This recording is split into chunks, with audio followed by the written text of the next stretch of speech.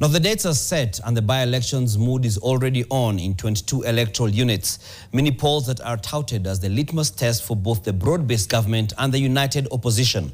Wins for the broad-based government in some critical electoral units could as well mean that President William Ruto is likely headed for a comfortable win in 2027, while a win for the united opposition could be interpreted to mean that they are on course to make Ruto's one-term presidency claim a reality. NTV senior reporter Ibrahim Karanja now with an analysis of how the by-elections will reshape the political landscape.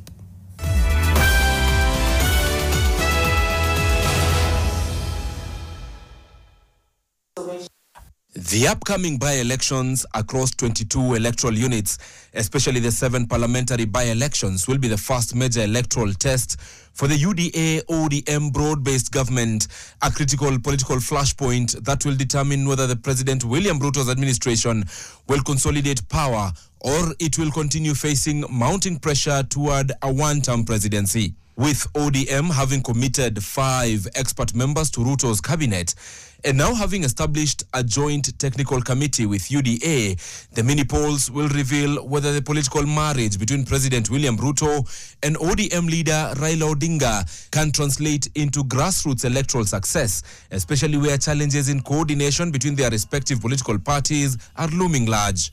The key test is in whether UDA and ODM can strategically allocate their candidatures based on each party's historical strength in specific electoral units rather than fielding competing candidates that could split the government vote and hand victories to the opposition. Specifically, in all the 7 parliamentary vacancies, President Ruto's UDA was only occupying the Baringo Senate seat, with Magarini, Ugunja and Kasipul constituencies all being ODM-led constituencies before they fell vacant. Banisa was a UDM constituency. Mbeere North was occupied by the Democratic Party's Geoffrey Roko, who is now an ally of President Ruto. Malava was occupied by ANC, which folded up to join UDA. If they were to come to a consensus, it would perhaps see UDA allow ODM to field the sole broad-based candidates for Magarini, Ugunja and Kasipul, as UDA fills the Baringo Senate seat, Malava and Mbeere North, with a conversation of whom between ODM, UDA and Ali Roba's UDM will focus on Banisa. In his meeting with Baringo County grassroots leaders Thursday, Deputy President Kithure Kindiki touched on the by-elections. Kwa sababu kiti ni kimoja ama namna gani? Mmoja wenu ndiye atapeperusha bendera. Njia za kupata huyo mmoja ni nyingi, lakini niwahakikishie sisi, nikianza na rais, mimi, hao wenzangu hao wabunge wako kwa viti na hao wakubwa mawaziri na PSs, hatutaingilia. Mimi nawasihi, kwa sababu najua msimamo wa rais na najua msimamo wangu. Mimi nawasihi wenzangu wale wengine, wabunge, mawaziri, tusiingilie mambo ya wananchi. Kwa sababu hawa wote ni vijana wetu. Kuna mtu ametoka nje hapa? Si hao ni vijana wetu wote? Lakini kiti ni kimoja.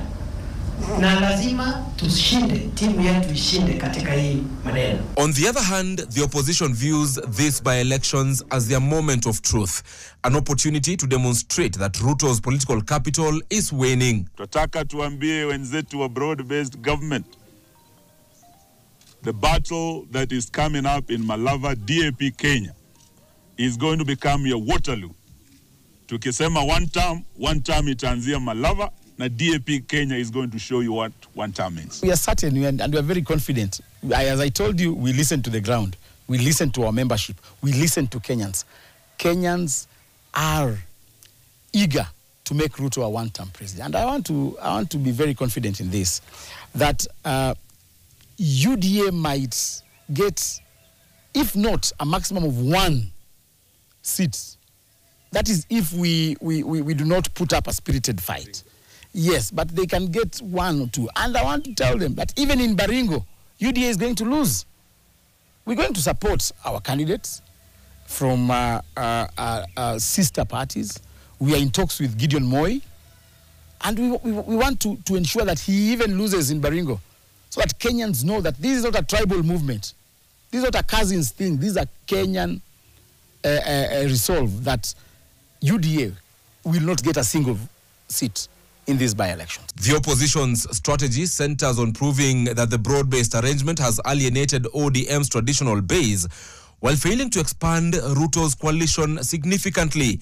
However, they too face their own coordination dilemma, exemplified in constituencies like Malava, where the Democratic Action Party of Kenya, DAPK, and the Democratic Congress Party, DCP, both of whom are in the united opposition, are fielding separate candidates. It doesn't matter even if we field 10. We are sure that number 1 will be from the united opposition, number 2 will be from the united opposition, and UDA will come a distant 3rd or 4th. So it doesn't matter.